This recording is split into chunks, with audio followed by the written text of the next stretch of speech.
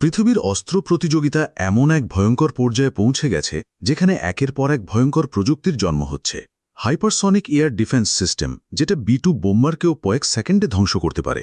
পুরো পৃথিবীর সাথে পাল্লা দিতে রাশিয়া এমন কিছু অস্ত্র তৈরি করে ফেলেছে যেগুলো মুহূর্তের মধ্যে পাল্টে দিতে পারে পৃথিবীর মানচিত্র, যে কারণে আমেরিকাও কেঁপে ওঠে রাশিয়ার ভয়ে। হাইপারসনিক এয়ার ডিফেন্স, এটি হচ্ছে পৃথিবীর সবচেয়ে ভয়ঙ্কর এয়ার ডিফেন্স সিস্টেম, যেটার মাধ্যমে শুধু বিমান বা ড্রোন নয়, এমনকি স্যাটেলাইট এবং হাইপারসনিক মিসাইলও ধ্বংস করে দিতে পারে। এটি পৃথিবীর একমাত্র প্রতিরক্ষা ব্যবস্থা যা মার্কিন F-35 এবং B2 বোম্বার সহ পৃথিবীর যে কোনো ফাইটার জেট ধ্বংস করে দিতে পারে। এটি একই সময়ে 10টি লক্ষ্যবস্তু ট্র্যাক এবং ধ্বংস করতে পারে। সবচেয়ে ভয়ঙ্কর ব্যাপার হল, রাশিয়া এটাকে শুধু ফাইটার জেট ধ্বংস করার জন্য তৈরি করেনি, এটি রাশিয়ার কক্ষপথে দেখা যে কোনো স্যাটেলাইটকেও নামিয়ে আনতে পারে।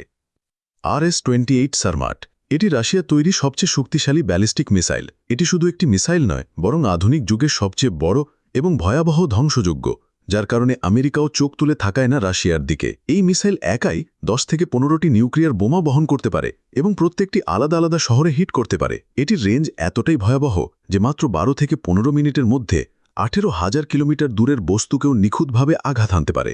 অর্থাৎ এটির মাধ্যমে পৃথিবীর যে কোনো প্রান্তে আঘাত হানা সম্ভব। এবং এতে রয়েছে হাইপারসনিক গ্লাইড ভেহিকল, যে কারণে স্বয়ংক্রিয়ভাবে পথ পরিবর্তন করতে পারে। তাই পৃথিবীতে এখনও এমন কোনো মিসাইল শেল্ড তৈরি হয়নি যে এটাকে আটকাতে পারে বা ধ্বংস করতে পারে। TOS-1, এই দানব যখন ময়দানে প্রবেশ করে তখন সবকিছুই পালিয়ে যায় আর উড়তে থাকে আগুনের গর্জন। এর ব্যারেলে লোড করা থাকে 220 মিলিমিটার ক্যালিবারের 24টি থার্মোবেরিক রকেট, আর এই 24টি রকেট ছোড়া হয় মাত্র 6 সেকেন্ডে, মানে প্রতি সেকেন্ডে 4টে করে বিস্ফোরণ। এর প্রতিটা বিস্ফোরণ 400 মিটার এরিয়া পুড়ে ছাই করে দিতে পারে। আর যদি 1 ঘন্টা এই প্রযুক্তিটিকে অনিয়ন্ত্রিতভাবে চালানো হয় তাহলে গোটা দুনিয়াকে পুড়িয়ে ছাই করে দেবে। ইয়াসেন ক্লাস সাবমেরিন, এটা হলো এখন পর্যন্ত তৈরি হওয়া পৃথিবীর সবচেয়ে ভয়ঙ্কর পারমাণবিক আক্রমণাত্মক সাবমেরিন। এটা সমুদ্রের নিচে এতটাই নিঃশব্দে ঘুরে বেড়ায় যে আমেরিকার সবচেয়ে আধুনিক রাডার সিস্টেমও তাকে ধরতে পারে না।